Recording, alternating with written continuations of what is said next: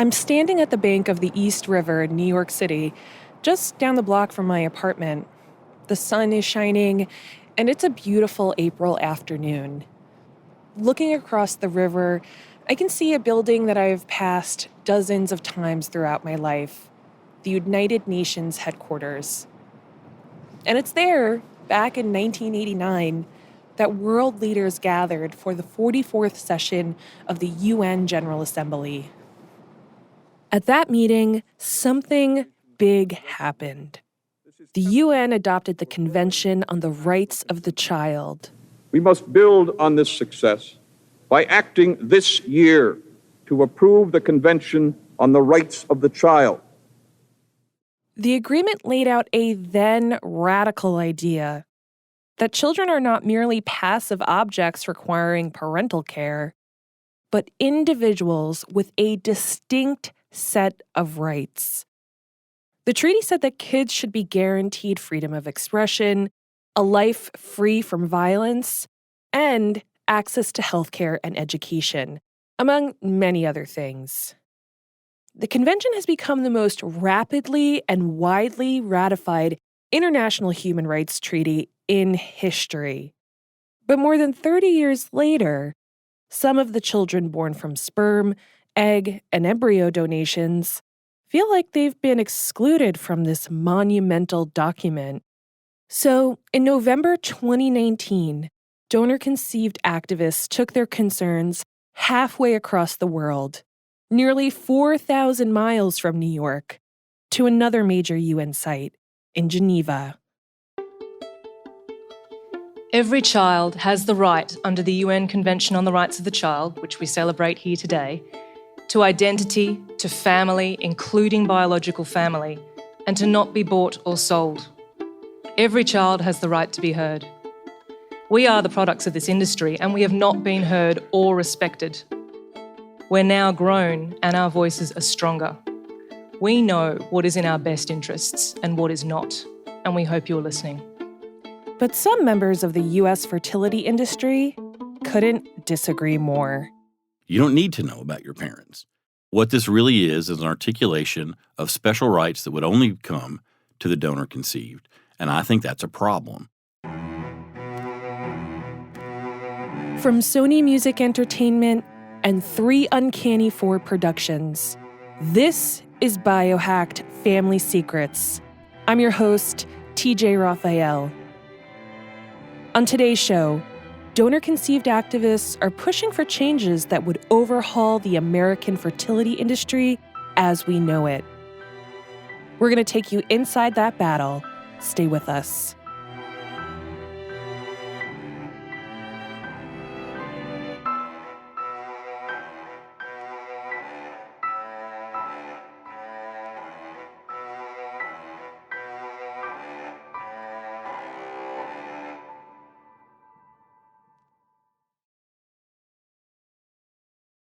When Amber found out she was donor-conceived back in the spring of 2017, she was shaken. When you go through something like this, it feels incredibly isolating. She didn't know anyone who was donor-conceived, or anyone who had used a DNA test and found out something so shocking. To be frank, neither had I. She tried to talk with her friends about her experience, but had a really difficult time finding support. It's been surprising to me going through this experience how unempathetic people can be.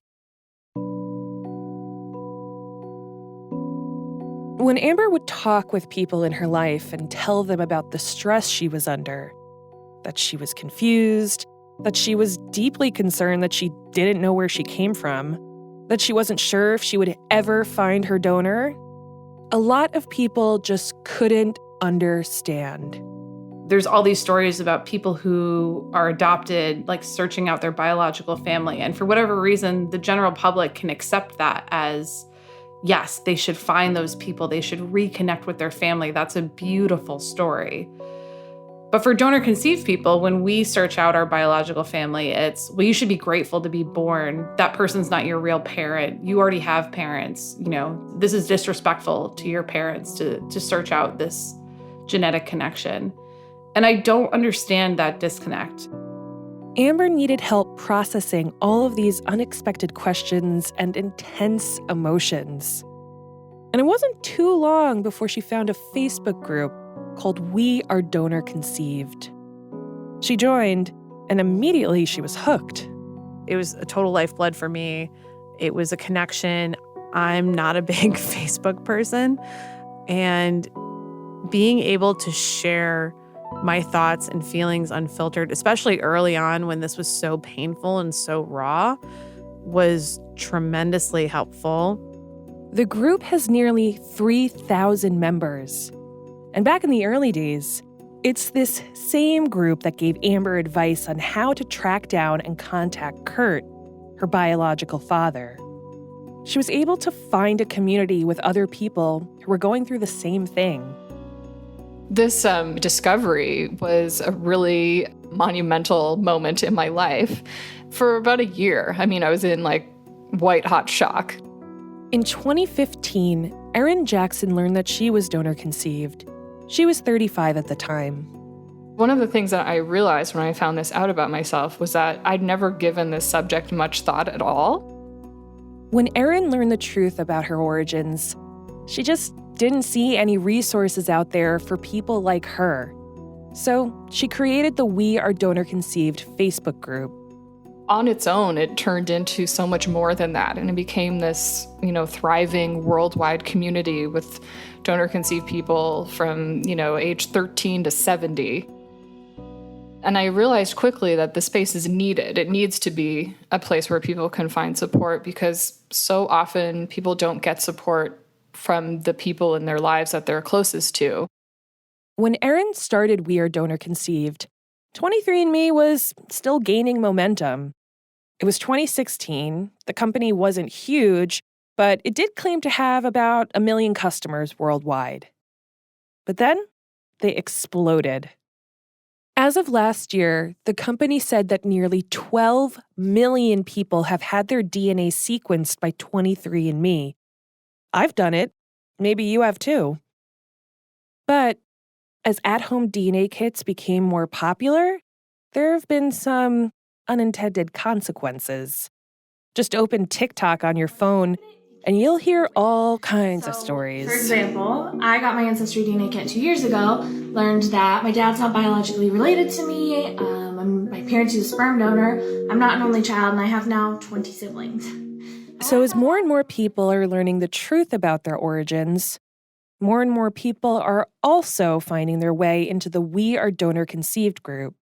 There's a real lack of understanding about what being donor conceived is and what it entails and the deception from your own parents. That's something that a lot of people struggle with, or just the fear of rejection upon meeting these new family members. There's just so many layers of difficulties and grief. About a third of people in the group are just like Amber and had no idea they were donor conceived until doing a commercial DNA test. That's according to a group survey conducted by Erin. Many members of the community often share the same sense of confusion, frustration, and anger when they learn the truth later in life. A lot of people never find their donor, never find half-siblings, or if they do find them, they're rejected by them. There are people who have been served cease and desists by their biological parents just because they tried to contact them. As the group continued to grow, more and more people shared their stories and their exasperation. There are definitely angry donor-conceived people that want change, and I don't see anger as a bad thing. It can be a force for social change, and I think it's justified. I mean, you're talking about a multi-billion-dollar industry that produces people, and they have practices in place that systematically deny those people crucial information about their own identity and family. When I first started working on this story, I talked to a lot of donor-conceived people who wanted to change the baby business. And many of them found their way into the We Are Donor Conceived group. But back then, the group seemed unorganized and ill-prepared to actually do anything about changing the industry that created them.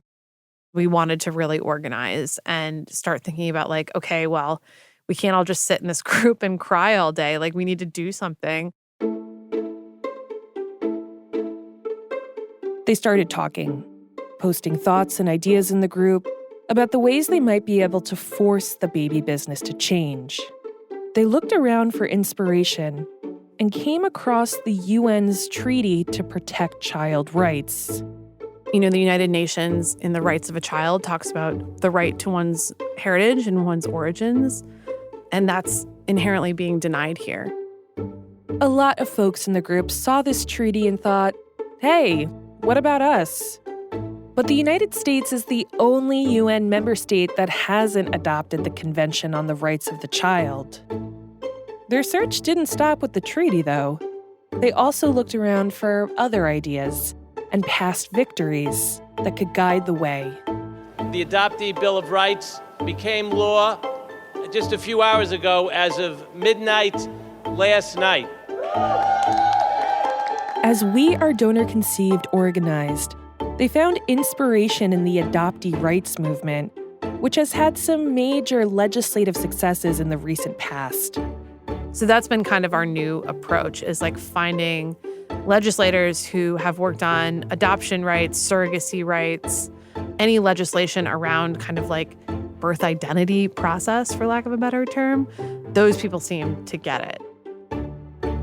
To be totally clear, the adoptee rights movement has successfully advocated for many states to open birth records for children who have been adopted, records that were once out of reach. So, donor-conceived activists have watched, they've listened, and they've strategized. And they know their fight can't stop at the steps of state houses or at the United Nations.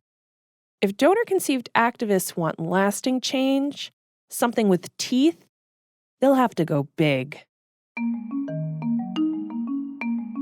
Put years of your life into trying to make the world a better place. Put your own money into it. Like, do it. Actually, make your mark in a better, more permanent way. That's next. Stay with us.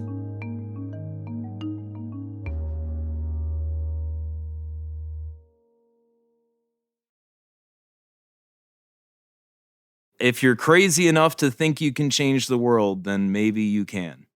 Nick Eisel, who was born at the infamous Genius sperm bank that we discussed back in episodes 4 and 5, has been trying to take on the baby business for a long time. Back in 2016, when We Are Donor Conceived was in its infancy, he shared a plan with the group, a tactic that, if successful, would force the industry to change in a big way.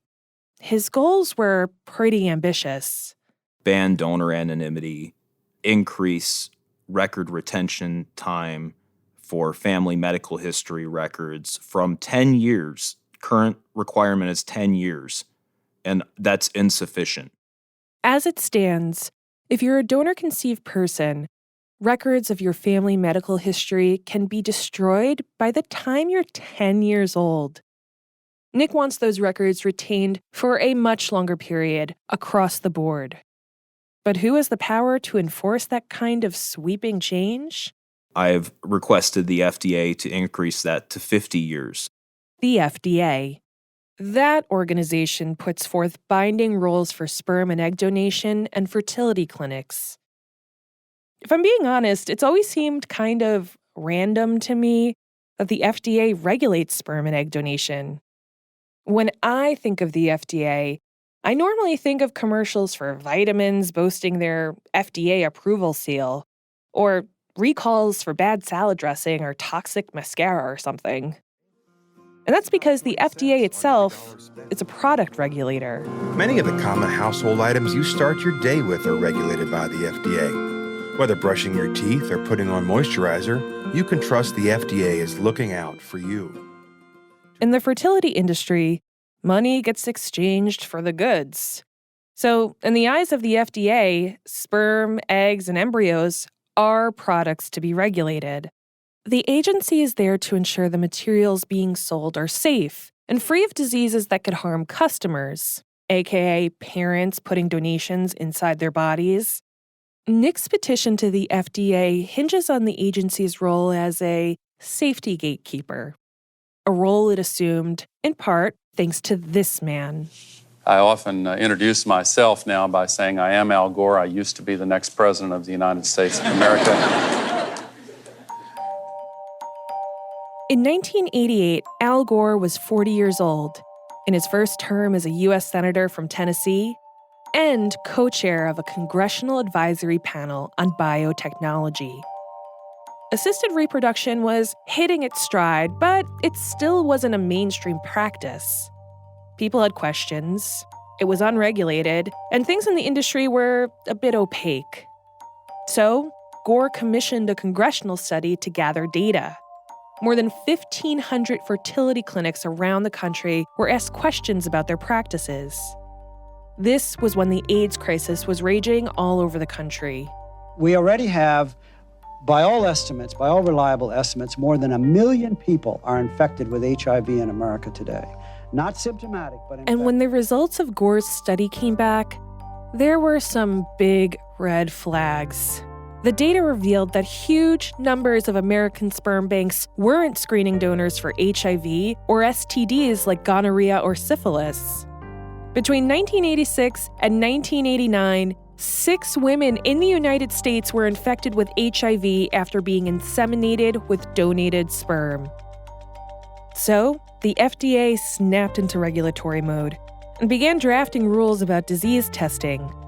The agency put forth new regulations to make sure donor specimens were safe from communicable diseases like HIV or STDs. But these rules were not, and still aren't, about whether people born from the sale of donated material will inherit any genetic diseases. Nick thought those rules are simply not enough to protect donor-conceived people. But what could he do about it? He decided to put forward a citizen's petition to the FDA, basically a request to change its rules around screening donors. The main thing that I think I'm really accomplishing by confronting the FDA on this is forcing them to admit that in this circumstance that I'm describing, genetic diseases can be communicable diseases. Because they don't consider a genetic disease to be communicable, which is technically correct in most circumstances. I'm not going to catch your genetic cancer by hanging out in a room with you. That's not infectious in that way. But if you're my mom, I might get it from you. If you're someone who's related to me and you've passed along genetic material to me, yeah, I might inherit that condition from you. That's communicable. Nick got hundreds of comments supporting his petition. But in 2018, 2 years after he asked the agency to make these changes, the FDA denied his request. I believe that financial interests and things like that have forced the FDA into a position where they are not acting in the public's best interest. The global fertility industry rakes in a lot of cash. It was worth more than $20 billion in 2020 and is projected to reach more than $45 billion by 2027. And the industry's largest group, the American Society for Reproductive Medicine, is staunchly opposed to the changes being put forth by We Are Donor Conceived. The reality of trying to implement some of these proposals would be hugely expensive and hugely intrusive. That's Sean Tipton, the Chief Public Policy and Advocacy Officer for the American Society for Reproductive Medicine, or ASRM for short. The ASRM is a big group with more than 8,000 members all over the world. They advocate for reproductive medicine, for doctors, for sperm and egg banks, and for technological advancements in the field. They've been around for a long time and have power, influence, and lobbying money. Tipton says that new rules around record retention and ending donor anonymity is simply too much of a financial burden for the industry. And, he says, ultimately that cost will trickle down. Would the advantages be worth the monetary cost and the regulatory burden? These are treatments that are often difficult to obtain for patients for economic reasons anyway. So ultimately, this cost is going to be borne by these patients. And do you want to make these kind of procedures even harder to get than they already are? The ASRM is well positioned to push back against activist efforts. Back in 1989, the same year the United Nations adopted the Convention on the Rights of the Child, the American Society for Reproductive Medicine opened an office in Washington, D.C. With this office, the ASRM had a stated goal: to keep an eye on lawmakers when it comes to reproductive health. Governments need to stay the hell out of people's reproductive lives. In the United States, the fight over reproductive freedom has been contentious, to say the least. And the ASRM is a vocal champion of reproductive freedom, from abortion rights to birth control to family building and comprehensive services for queer people. We believe strongly in reproductive freedom, and we're not big on big national bureaucracy and mandates, particularly around reproductive issues. A lot of folks, myself included, get really uneasy when thinking about laws that govern reproduction. Tipton says that if we imposed new rules for donor conception, like a legal end to anonymity or limiting the number of children that one donor can produce, we're potentially sliding down a slippery slope. There are fears that new rules could open the door for other regulations around reproduction or parental autonomy. We are very resistant to people who want to get between patients and their choice of who they're going to have children with or when or how. We don't think those kind of decisions about how to build your family belong in the hands of the church or politicians or bureaucrats or people who were donor conceived 30 or 40 years ago. By taking away anonymity in donation, Tipton says that we're taking a parental choice away. A choice in what a parent wants to tell their children about the ways they were born and how their family was formed. You should absolutely disclose to your children that they are donor conceived or conceived with medical help. We don't think that should be required. We don't think there ought to be a legal mandate to do that, but we think that's probably good parenting. But activists feel like the attitude of protecting parental choice discounts their own existence. Babies are not objects and they're not dreams. They're people. And they grow up to be adults. And they have feelings and they have wants and they have needs. And that's what Nick's FDA petition was about: centering the potential desires of donor-conceived children, not just their parents, by giving them access to medical records and identifying information about their donors. But the FDA wasn't budging, so Nick decided to call in some reinforcements. I felt that I should seek legal representation to help me make my case. Coming up, Nick takes his legal fight to the U.S. court system. That's next. Stay with us.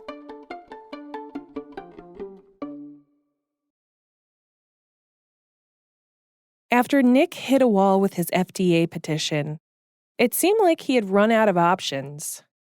But he didn't want to give up, and there was this nagging voice inside his head. Put years of your life into trying to make the world a better place. Put your own money into it. Do it. Actually, make your mark in a better, more permanent way. Nick decided he would not take no for an answer. The FDA might be able to dismiss a little petition, but could they ignore a lawsuit? I went through so many different interviews with different lawyers. There were so many of them that wouldn't even touch this. Nick was able to find a lawyer willing to take on the FDA, Michelle Rosovics. She's got more than 25 years of experience as a litigator. She's done work with doctors, hospitals, and clinics, and has taken on cases about maintaining personal health information. And now, she's representing Nick, Amber, and other donor-conceived activists in what could be a landmark lawsuit against the FDA. We exhausted multiple levels of appeals within the agency, and we pointed out to them over and over again why the laws as they were written by the FDA a long time ago, why they do not adequately protect the rights of the donor-conceived population. At its heart, the lawsuit argues that donor-conceived people have a legal right to access records relating to their conception. Rosovic says they should be guaranteed access because these records are part of their medical history and contain important health information. Under federal and state law, any other U.S. citizen can obtain their own medical records, and even those of family members if they impact their own health. The suit is also asking the FDA to change the rules so that donor records are kept by the facilities for at least 50 years instead of the currently required 10. It is such a minor burden. It's not even a burden. It's such a minor change to change from 10 to 50. It's such a minor change for the industries that collect this information to keep it to 50 years. I was curious what Rosovic's thought of the argument that a lot of people don't have any documentation of their family medical history. But she says there's a clear difference between a person simply not having this info because their parents didn't keep tidy records, and a donor-conceived person being barred from accessing this information. If an entire class of people is divested of rights by a state agency like the FDA, what the government is doing is creating a second-class citizenry. I asked Sean Tipton of the ASRM what he thought about a law guaranteeing donor-conceived people a right to medical history. He said it would be discriminatory. What this really is an articulation of special rights that would only come to the donor conceived. And I think that's a problem. So I don't have the right to my family's ancestry and medical history. I don't have the right to know all my potential siblings or half-siblings. None of us do. And so I think if we want to impose that on everybody, then let's have that conversation. But we at ASRM have serious concerns about creating special obligations or special discriminatory practices and conveying special rights on families who are seeking to use medical technology to build their families or the children who result from those technologies. Sean makes some valid points. A lot of people may not know their parents for whatever the reason. And many people, including myself, do not know generations of medical history or ancestry. But does the fertility industry face a higher burden here? People are walking into a medical setting to create human beings. The process is slow-moving, and there are so many players involved. Donor-conceived people aren't the product of a one-night stand. They're intentionally created by the medical community. Nick's lawsuit is moving through the courts, and it could take years before a conclusion is reached. But donor-conceived activists aren't sitting on their hands waiting for a ruling. They're continuing the fight in other arenas. We are donor-conceived. Well, it's not just a little Facebook group anymore. It's a legit, recognized movement with a mission to create a better future for donor-conceived people by legally forcing the industry to change. How? Well, activists put together a team of legal and public health professionals to push for regulations via a newly formed group, the U.S. Donor-Conceived Council. So the Donor Conceived Council is still gestating. We are working on our, people like that. Yeah. It's just like a little, it's like just a little tiny bunch of cells right now. Yeah. But we're working on becoming a 501c3 organization. And our goal is similar to We Are Donor Conceived, is to be a voice for donor conceived people. But yes, our goals are to, protect the rights, interests, and values of donor-conceived people because we really have no representation whatsoever. In December, the U.S. Donor Conceived Council was officially incorporated as a 501c3 nonprofit in Arizona, and they've been able to act quickly. Late last year, they started working on a bipartisan bill, the Donor Conceived Person Protection Act, in New York. Instead of relying on the honor system, the bill would legally require clinics and cryobanks to collect and verify medical, educational, and criminal background information for all donors. As of this recording, it's currently making its way through the state legislature. And across the country in Colorado, the council has successfully introduced legislation that, if passed, will give people their donors' identities when they reach 18. Many members of the group also want laws that will track and regulate the number of children one donor can create. There's broad support for placing a limit on how many people can be created by one individual donor. And I found that the majority of respondents believe that number should be 10 individuals. They want to do away with the days where clinics paid super donors like Mike or Kurt to create huge numbers of children. There's a lot of people who experience psychological distress as a result of being one of 200 siblings. I mean, it really makes you feel like a product, like a clone, like a science experiment. These kinds of limits exist in a lot of countries, including much of Europe, Australia, and New Zealand. But it's not just donor-conceived people who are pushing for more accountability from the industry. Some donors are too. An Oregon doctor has filed a $5.2 million lawsuit against OHSU. This after he says his sperm was wrongfully used and he discovered he fathered at least 17 children through the hospital's fertility clinic. Dr. Bryce Cleary was a student at OHSU, which stands for Oregon Health and Science University, back in 1989. Like Amber's biological father, Kurt, Cleary says the medical school recruited him to be a sperm donor. He says that the school promised only 5 children would ever come from his donations, and the rest of his sperm samples would be used for research. But in 2018, after doing an Ancestry.com kit, Cleary learned that he has at least 17 children. I think that the moral conflict and the emotional toll that puts on my dad, Dr. Cleary, is extreme.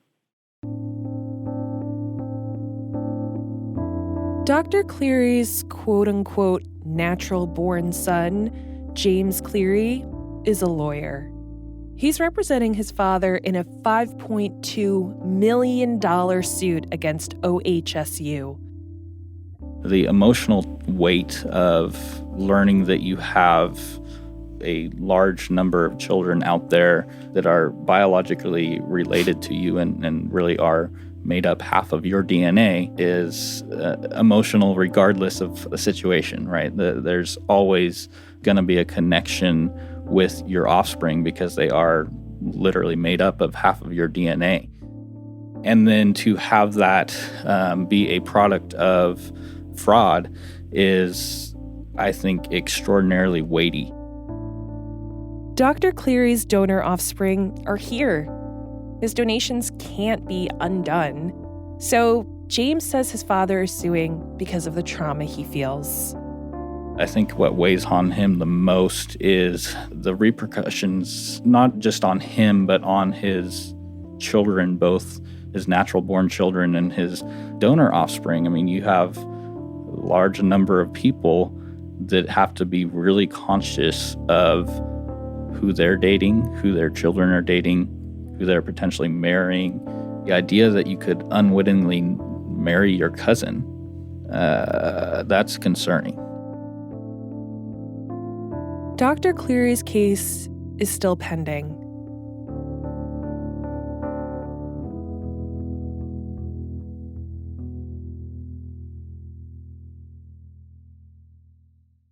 While he and his family want to see accountability, their legal fight is solitary. Only Cleary would have resolution by getting financial compensation if his suit prevails. But donor-conceived activists like Amber, Aaron, and Nick are pushing for sweeping regulations, rules and laws that have never been part of the U.S. fertility industry. Regulations that could dramatically change the baby business and reproductive medicine. There are models out there in other countries, but new laws don't always protect everyone.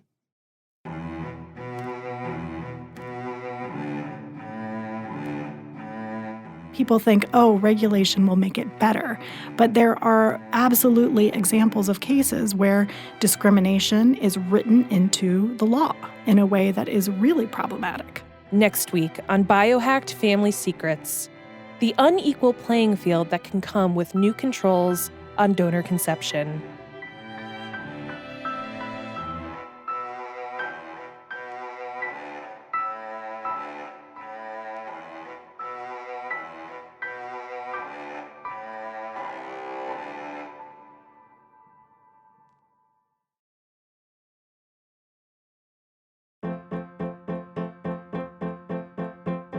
BioHacked Family Secrets is produced by 3 Uncanny 4 and Sony Music Entertainment. I'm your host, TJ Raphael. Our program is edited by Maureen McMurray. Our producers are Nick Mott, Jennifer Siegel, Shane McKeon, Krista Ripple, and Rahima Nasa. Jenny Kim is our production manager, and Alicia Baitup composed the theme. Our fact-checkers are Will Tavlin and Ava Ahmed-Behi. This episode was mixed by Joanna Catcher at Nice Manners. Special thanks to Laura Mayer, Nuna Sharafuddin, Amy Eason, Jennifer Womack, and Allison Sherry. Have a question or comment about this week's show? Send me a tweet at TJ Raphael or email us at biohacked@3uncanny4.com. For 3 Uncanny 4 and Sony Music Entertainment, I'm TJ Raphael.